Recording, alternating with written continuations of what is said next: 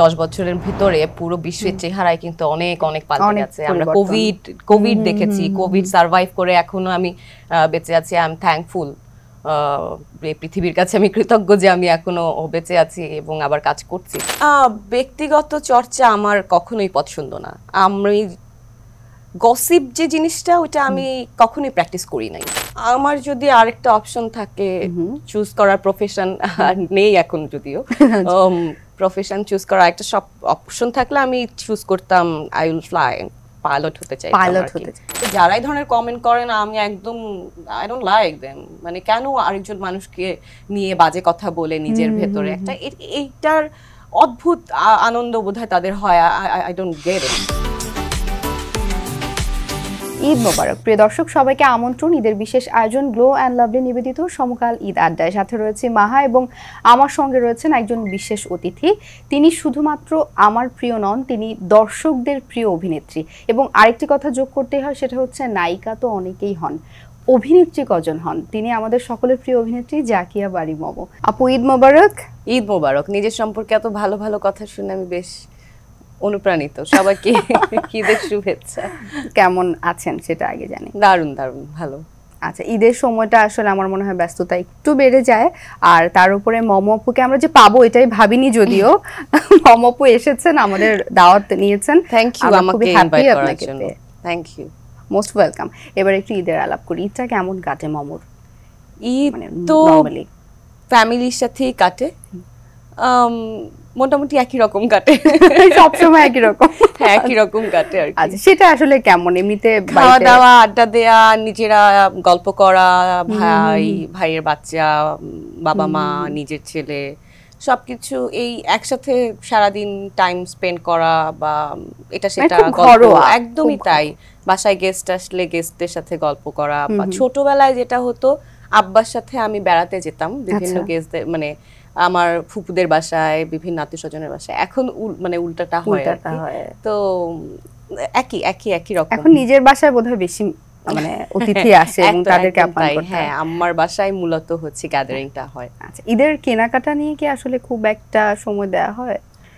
না, আমাদের যেহেতু সারা বছর, আমি ফিল করি সারা বছরই আসলে কেনাকাটার মধ্যেই থাকতে হয়, বিভিন্ন ক্যারেক্টারের কাপড় বা নিজেকে গোছানোর জন্যই। তো ঈদ আলাদা করে খুব মানে নিজের জন্য কেনার কিছু নাই। ঈদটা হয় তখন যে সবার জন্য, ছেলের জন্য, ভাইয়ের বাচ্চার জন্য, বাবা মা বা এই ফ্রেন্ড সার্কেল, বা গিফট দেওয়ার মতো ইচ্ছা করছে, কাউকে গিফট দিতে ইচ্ছা করে। তো এই টাইমটা এভাবেই আমার কাছে বেশি ভালো লাগে আর কি, নিজের কেনার চাইতে। মানে এখন দিতে হয় বেশি বোধহয়। হ্যাঁ, এটা তো নেচারের নিয়ম, তাই হবে। কিন্তু আমার দিতে মানে গিফট করতে ভালো লাগে। হ্যাঁ, তো একটা স্মাইল পাওয়া যায়, এনি গিফট। খেয়াল করে দেখো যে তোমাকে একটা ফুল দিলেও তুমি অনেক খুশি হবে যে হ্যাঁ লাভলি। তো ওই চেহারাটা, ওই প্রাণবন্ত একটা স্মাইল মানুষের আমাকে খুব আনন্দ দেয়।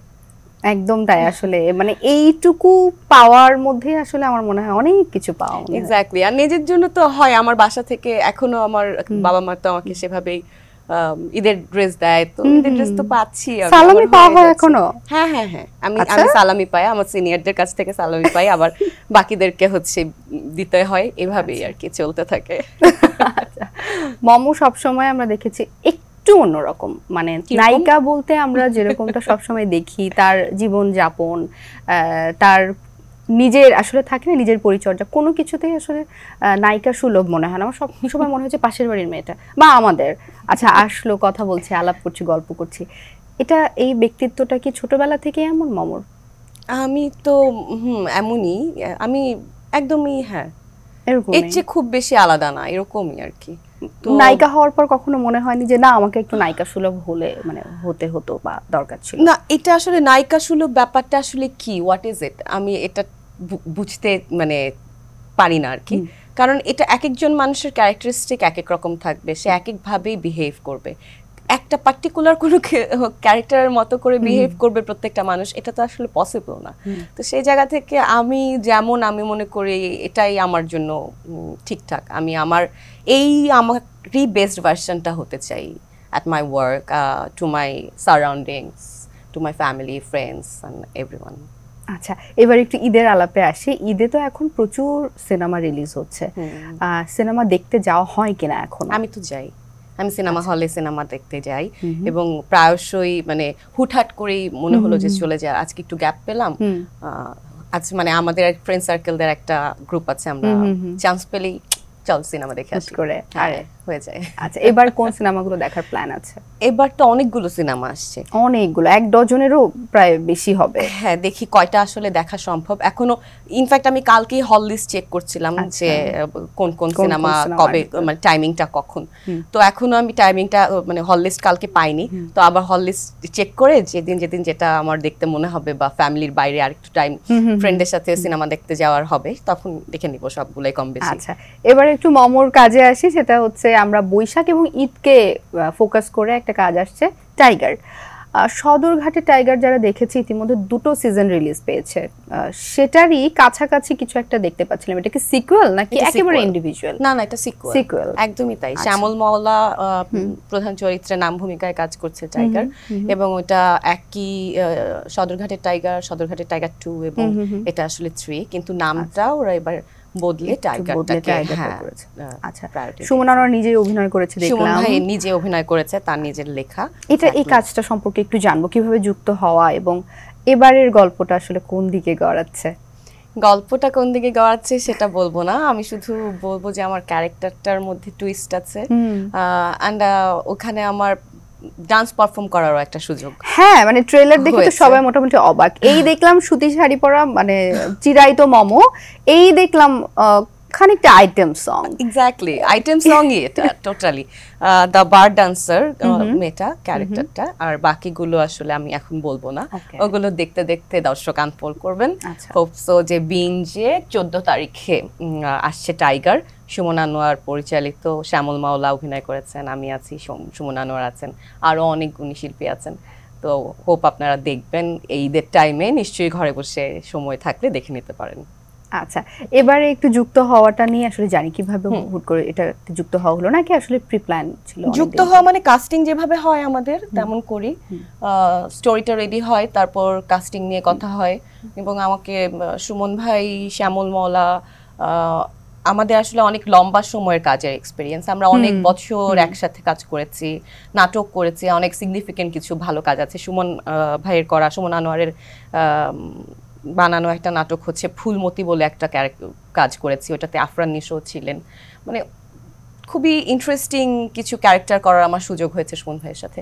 তো সেই জায়গা থেকে আমি always I can trust him, যে ডিরেক্টর হিসেবে উনি কোথায় আসলে ওনার নোংরটা করছেন।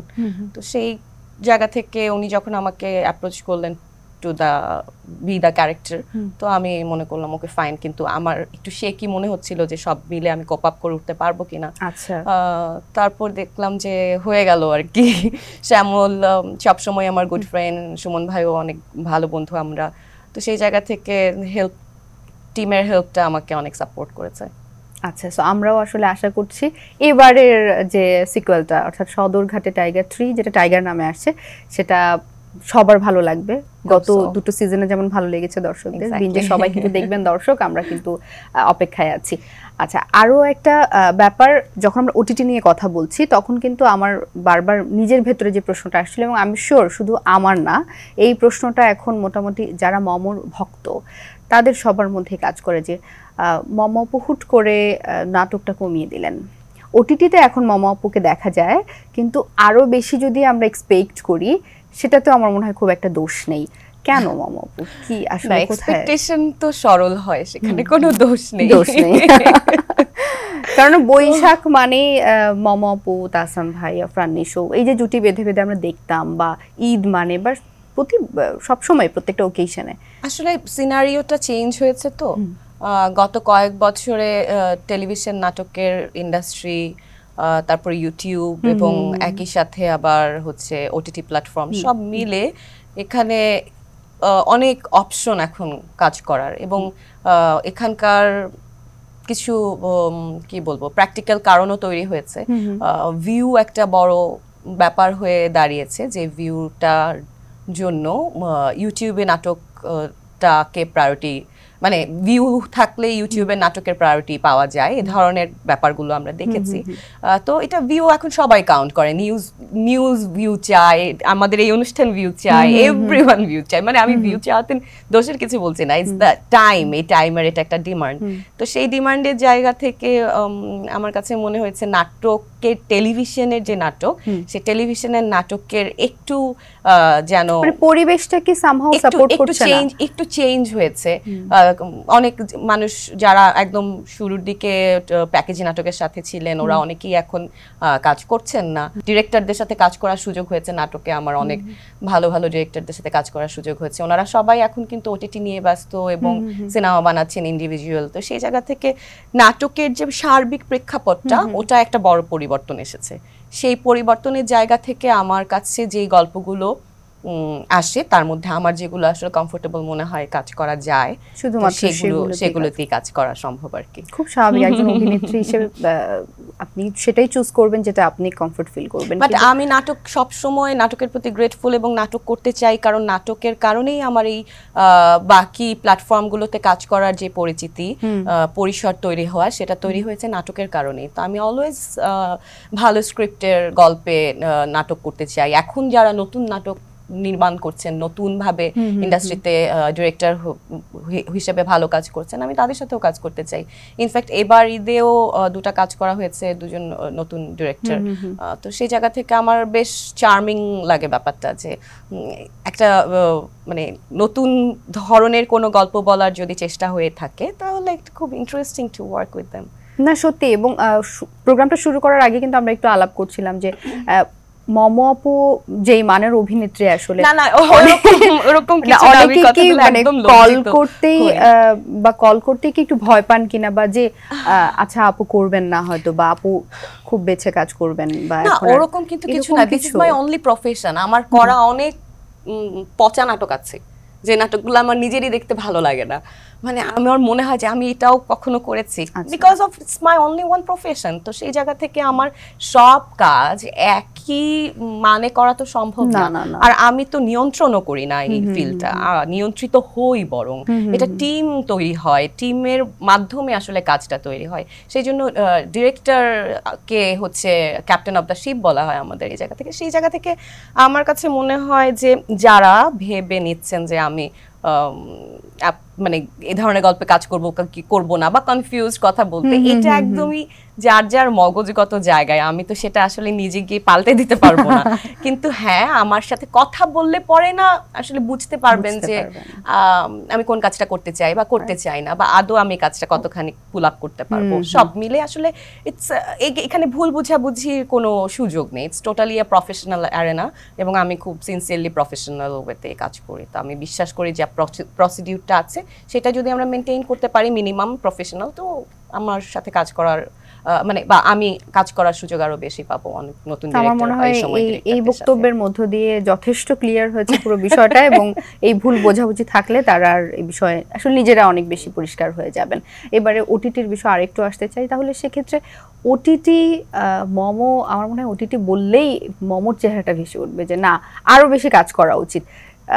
সেই জায়গাগুলোতে আরো আসলে কাজ করা যেতে পারে কিনা, নিশ্চয়ই কি ধরনের গল্প আসলে এখন মানে করতে ইচ্ছা? আপনি অনেক বছর ধরে কাজ করেন, আপনারা থাকে না যে অনেক রকমের গল্পে কাজ করে ফেলেছেন ইতিমধ্যে, এখন ক্ষুধা যে কাজ করার, কোন ধরনের গল্পগুলোর জন্য আপনি অপেক্ষা করেন?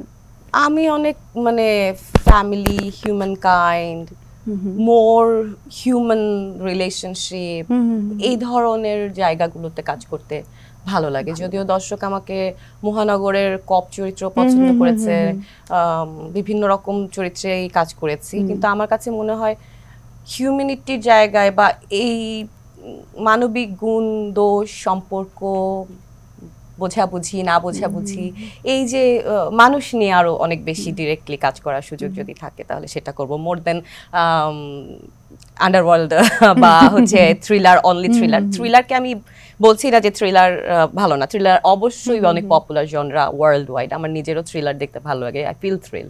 তো সেই জায়গা থেকে এখন সেই ধরনের শুধু একটু থ্রিলার গল্পগুলোই দর্শক চাইছেন, বা সব মিলেই বাড়ানো ট্রেন্ডি, এক্স্যাক্টলি। তো সেই জায়গা থেকে আমার মনে হয় যে থ্রিলার গল্পে যতখানি মেয়েদের ক্যারেক্টার থাকে, ছেলেদের ক্যারেক্টার তার চাইতে অনেক বেশি থাকে। হ্যাঁ, এবং এই ক্ষেত্রে আমি রাইটারদেরকে বলতে চাই, সম্মানিত রাইটার যারা আছেন তারা যদি আরো সুন্দর সুন্দর মেয়েদের ক্যারেক্টার লেখেন তাহলে আমাদের অনেকের কাজ করার আরো অনেক সুযোগ হবে। এক্স্যাক্টলি, শুধু আমি না, আমাদের দেশটা অনেক, মানে আমি বলছি না যে আমার চেয়েও অনেক ভালো ভালো দুর্দান্ত অভিনেত্রী আমাদের ইন্ডাস্ট্রিতে আছেন, অভিনেতা তৈরি হয়ে আছেন যারা ভালো গল্পে কাজ করতে পারেন। এবং আমার তো মনে হয় এটাও একটা খুবই ভুল কনসেপ্ট যে শুধুমাত্র মম আপু মানে এখন যে থ্রিলার ধর্মী কাজেই দেখবো, কারণ শুরুর দিকে যদি তাকাই তাহলে তো বোকা বোকা প্রেমিকা প্রচুর কাজ দেখেছি এরকম। হ্যাঁ, বোকা প্রেম, প্রেম তো বোকাই হয়।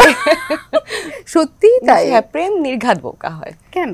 আই ডোন্ট নো, এটা আমার এটা আরেকটা বিশাল আলোচনার ব্যাপার। বিশাল আলোচনার ব্যাপারই কিন্তু এটা যে প্রেম বোকাই হয়, এটা কিন্তু একটা হেডলাইন হয়ে গেছে যে প্রেম বোকাই হয় বলেছেন মম।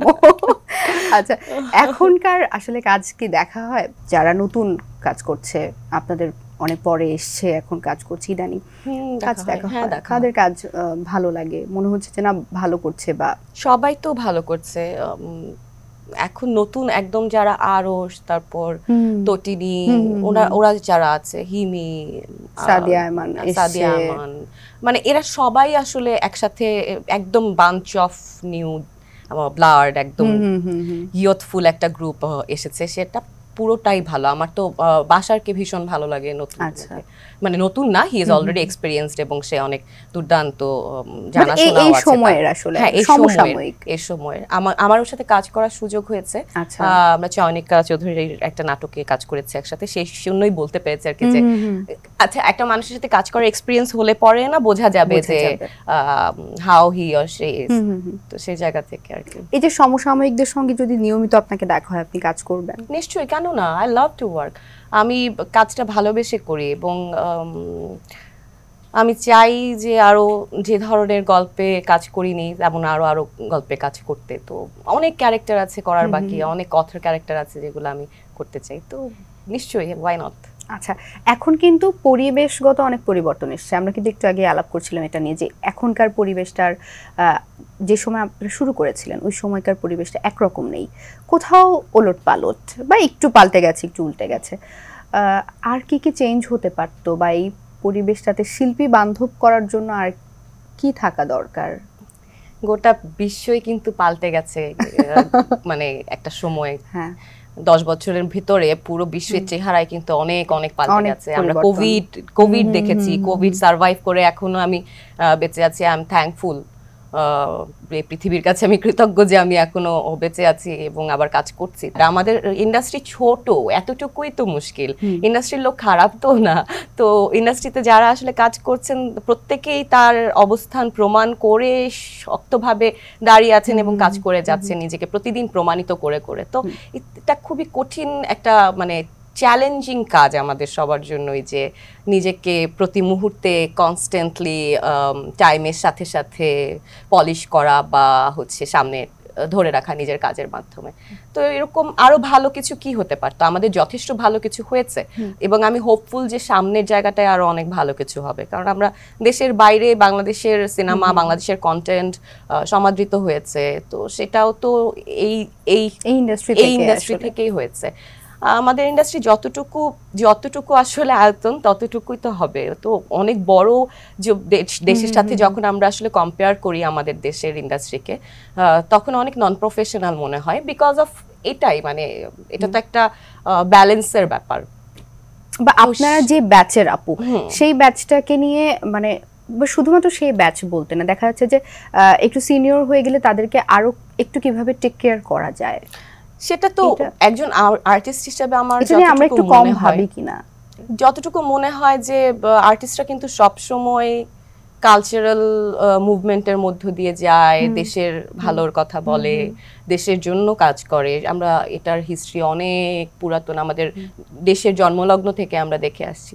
তো সেই জায়গা থেকে শিল্পীর প্রতি যে পৃষ্ঠপোষকতা, সেটা তো সরকারিভাবে আরো কত বাড়তে পারে, তো বাড়তেই পারে, কিন্তু ইন্ডাস্ট্রির জন্য আমার মনে হয় ইনস্টিটিউশন তৈরি হওয়াও খুব দরকার, যেটা আসলে এককভাবে ডিফিকাল্ট। ওটা সরকারি পদক্ষেপে হওয়া উচিত।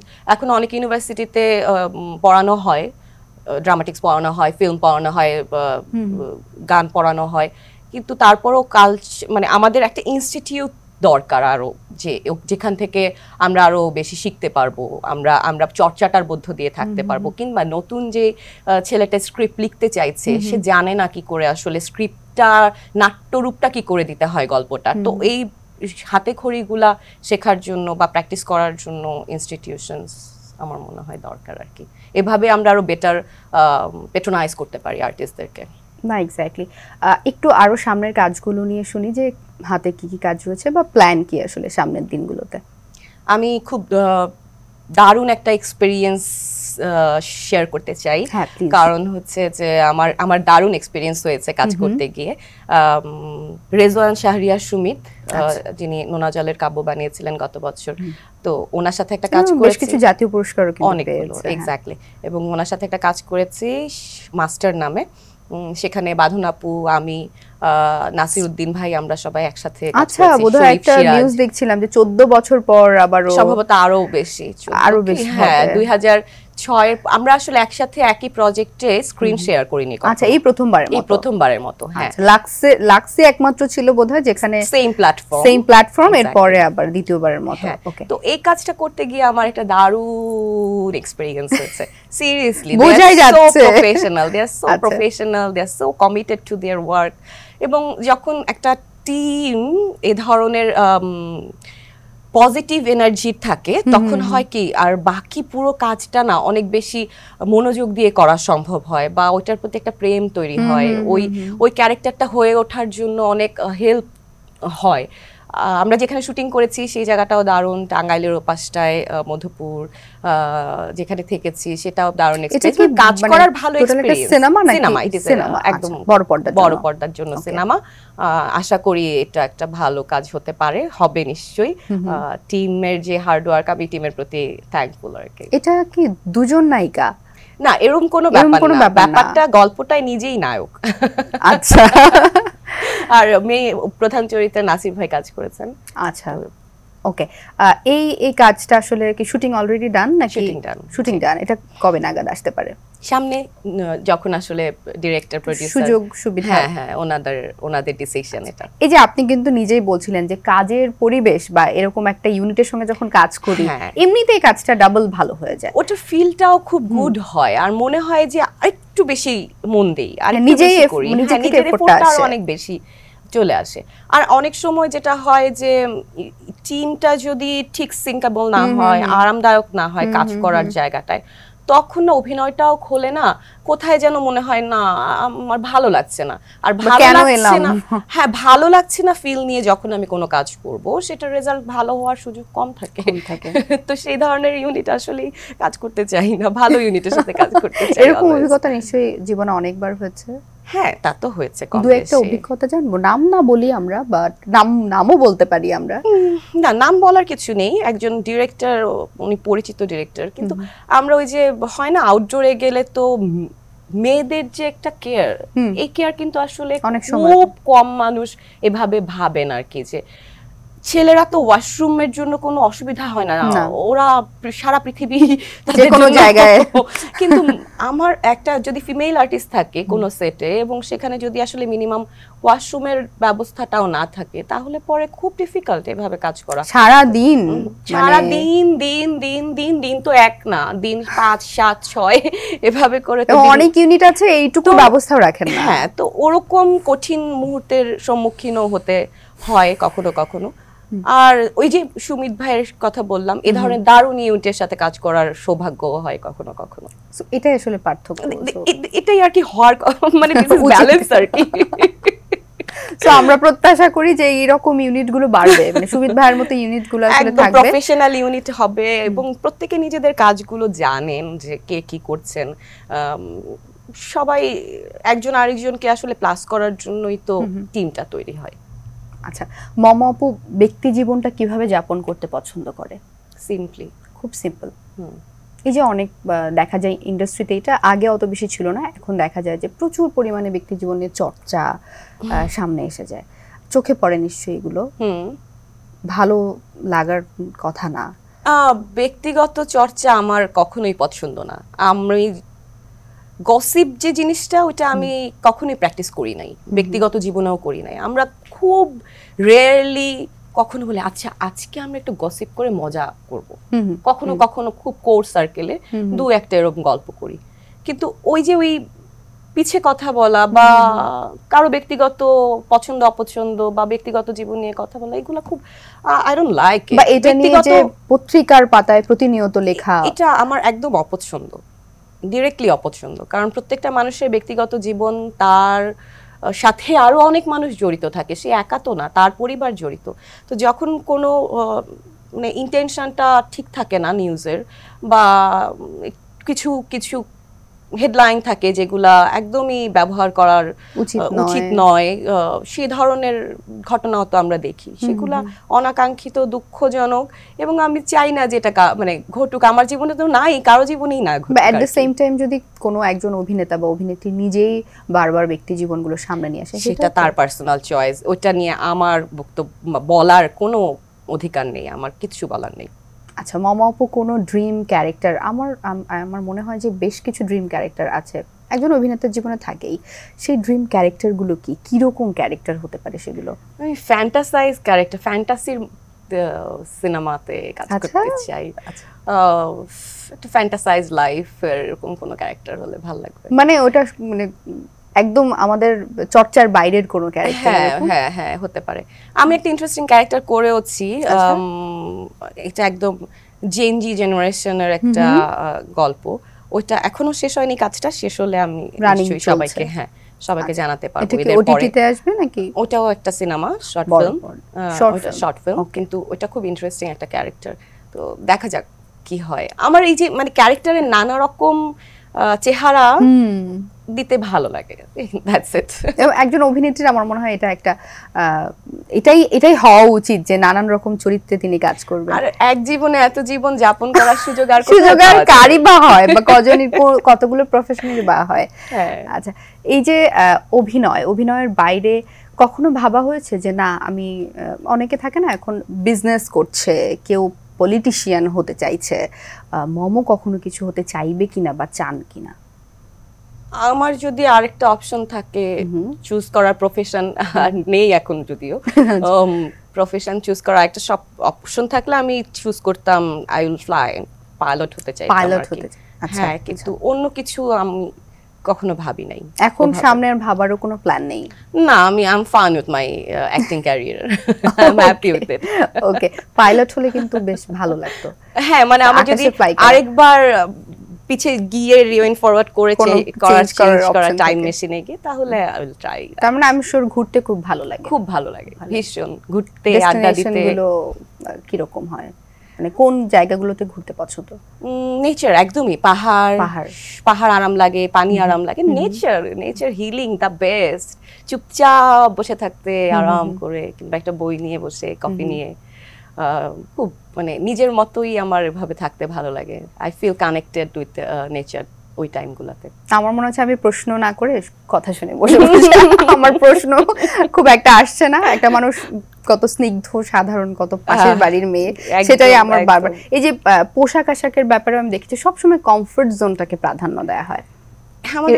আমাদের দেশে কমফোর্ট জোনটাকেই প্রাধান্য দেয়া আমার ক্ষেত্রে জাস্টিস মনে হয়। হ্যাঁ, ওয়েদারটা এত অদ্ভুত, এত মানে ঘাম হয়, ধুলাবালি হয়, চিটচিট করতে থাকে, কখনো কখনো এরকম মনে হয়।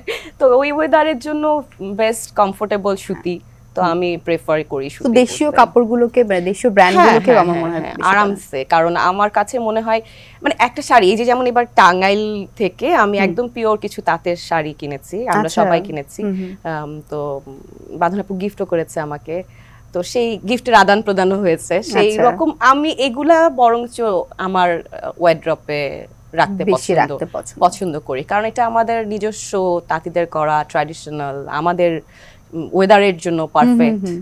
আর সুতি শাড়ি আমার পরতে খুব ভালো লাগে। আচ্ছা, সুতরাং আমি যেটা বুঝছি যে মম আপু আসলে এরকমই, সবসময় দেশীয় পোশাকগুলোকে প্রাধান্য দেওয়া হয়, এবং শপিং এর ব্যাপারেও খুব এরকম। এবং ব্যক্তিগত জীবনটা নিয়ে বা যাপন করা আমি খুব একটা দেখিনি যে খুব বেশি আড্ডায় দেখা যায় বা সোশ্যাল মিডিয়ায় দেখলেই বোঝা যায়, কিন্তু সেটাও বন্ধু মহলে আড্ডা দিই আমি প্রচুর। আমার ইউনিভার্সিটির ফ্রেন্ড আছে, তারপর ইন্ডাস্ট্রির ফ্রেন্ড আছে, তো এরকম কোর খুব নিজস্ব, কিন্তু খুব ক্রাউড যেখানে আছে সেখানে আমি একটু একটু ক্রাউডটা একটু অ্যাভয়েড করা হয়। আমি ঠিক খাপ খাই না লাগে আর কি। আচ্ছা, এই সময়ের দর্শকদের উদ্দেশ্যে কিছু বলবার আছে কিনা, এবং তার আগে আমার ছোট্ট একটা কোয়েশ্চেন, যে এই মুহূর্তে সোশ্যাল মিডিয়াটা তো আসলে অনেক বড় একটা প্ল্যাটফর্ম, এটা ইউজ করে another world। হ্যাঁ, একদম একদম। এখানে কিন্তু আসলে এমন একটা মাধ্যম যেখানে আসলে সবকিছুই সম্ভব। এখানে অভিনেত্রীদের বা অভিনেতাদের বা এই শোবিজে যারা কাজ করে তাদেরকে নানান সময় নানান ধরনের সমালোচনা, ট্রোলিং, নানান কিছুর মধ্য দিয়ে যেতে হয়। এই বিষয়গুলোকে কিভাবে দেখেন, এবং কখনো নিজের সঙ্গে হলে সেটাকে ইফেক্ট করে কিনা নিজের? নিশ্চয়ই, অন্যের সাথে যা হচ্ছে তার চাইতে যদি নিজের সাথে হয়, ওটা তো মানুষকে ন্যাচারালি এফেক্ট করে বেশি। মানুষ তো নিজেরটা দিয়েই আসলে বুঝতে পারে, কিন্তু ব্যাপারটা সেরম না। ব্যাপারটা হচ্ছে যে টোটাল সোসাইটি সিনারিও থেকে আমরা যদি একটা জিনিস খুব সিনসিয়ারলি দেখি, তাহলে দেখবো যে সোশ্যাল মিডিয়াতে মেয়েদের প্রতি শব্দ ও কটু শব্দ ব্যবহার করা, যে কিছু এমন কোনো আচরণ প্রদর্শন করা বা এমন কিছু কথা বলা যা আসলে হিউমিলেট করা হয় মেয়েটাকে, তো এই ধরনের কমেন্ট যারা করে বা লিখে, যারা এই ধরনের মানে যাদের মানসিকতা এগুলো, এটা তাদের আসলে লেখাপড়া, মানসিকতা, শিক্ষা, পরিবার, অনেক কিছুর পরিচয় বহন করে, মানুষ কিভাবে নিজেকে প্রেজেন্ট করছে তার উপর। তো সেই জায়গা থেকে যারা এই ধরনের কমেন্ট করে না, আমি একদম আই ডোন্ট লাইক দেম। মানে কেন আরেকজন মানুষকে নিয়ে বাজে কথা বলে নিজের ভেতরে একটা এইটার অদ্ভুত আনন্দ বোধহয় তাদের হয়। আই ডোন্ট গেট ইট। কারণ একজন মানুষ আর প্রফেশনাল হ্যাজার্ড মাথায় কখনো কখনো রাখতেও হয় যে হ্যাঁ, এটা কিছু তো থাকবেই, সবকিছু তো আসলে নিজের মতো করে নিয়ন্ত্রণ করা সম্ভব না অন্যকে। কিন্তু আমি অ্যালার্ম মনে হয়েছে আমার, কারণ শুধু মিডিয়াতে কাজ করা মেয়েদেরকেই না, মেয়েদেরকেই যেন একটু খারাপ কমেন্ট করতে পারলে, একটু পচা কথা বলতে পারলে, হ্যাঁ, একটু অদ্ভুত একটা আত্মশ্লাঘা ফিল হয় বোধহয় নিজেদের। তো এই টেন্ডেন্সিটাকে আমি একদমই এটা থেকে মানে বেরিয়ে আসতে পারলে আমার মনে হয় একটু সেফ ফিল করতে আসাই উচিত। কারণ প্রত্যেকটা মানুষ তার কাজ কর্ম ব্যবহার দ্বারা তার অবস্থান পরিষ্কার করে। তো সেই জায়গায় একজন মানুষ কেন নিজেকে আসলে ওভাবে তুলে ধরতে চাইবেন অন্যের কাছে, আমি ঠিক বুঝি না আর কি। এবারে দর্শকদের জন্য কি বলবেন? দর্শকদের জন্য বলবো, এই তো ঈদের সময়, এখন তো সবাই ফ্যামিলির সাথে থাকবেন, একটা গুড টাইম স্পেন্ড হবে। তো এরকম সুযোগ তো আমরা ঈদে পাই, ছুটিতে পাই। সবসময় যারা কাজে ব্যস্ত থাকেন তারা তো অত সুযোগ কম পান ফ্যামিলির সাথে টাইম স্পেন্ড করা। তো ওই টাইমটুকু কোয়ালিটি টাইম স্পেন্ড করবেন, ভালো খাবেন, ভালো থাকবেন, সুস্থ থাকবেন। যারা বাড়ি যাচ্ছেন সাবধানে যাবেন, গ্যাস লাইট এগুলো বন্ধ আছে কিনা বাড়ি লক করে ঠিকভাবে দেখে যাবেন। এগুলো হচ্ছে মানে আমার মনে হয়েছে আর কি যে এই সময়গুলোতে এরকমই হয়। আর আমরা যারা ঢাকা আছি, ঢাকা তো ফাঁকা হয়ে যাচ্ছে। তো ঢাকা আপনাদেরকে এই জ্যামকে আবার মিস করবে অনেক, এই জ্যামকে মিস করবে। আর সবাই আসলে সুস্থ থাকবেন। ঈদ মোবারক, নববর্ষ সামনে, তো নববর্ষেরও শুভেচ্ছা আপনাদের সবাইকে, আর অনেক ভালোবাসা, কৃতজ্ঞতা এবং অনেক অনেক ভালোবাসা। মম আপু আপনার জন্য আমাদেরকে সময় দিয়েছেন, চমৎকার একটা আড্ডা হয়েছে আজকে, খুব ভালো লাগলো। থ্যাংক ইউ মা, অনেক অনেক অনেক ধন্যবাদ। ঈদ মোবারক। ঈদ মোবারক তোমাকেও। প্রিয় দর্শক, এই ছিল আমাদের আজকের আয়োজন, গ্লো অ্যান্ড লাভলি নিবেদিত সমকাল ঈদ আড্ডা। আশা করছি বরাবরের মতোই আজকের এপিসোডটা আপনাদের কাছে ভালো লেগেছে। আমার তো চমৎকার লাগছিল আড্ডা দিতে। সময় শেষ হয়েছে, আজকের মতো বিদায় নিচ্ছি। ভালো থাকবেন, সুন্দর থাকবেন, থাকবেন সমকালের সাথে। ঈদ মোবারক।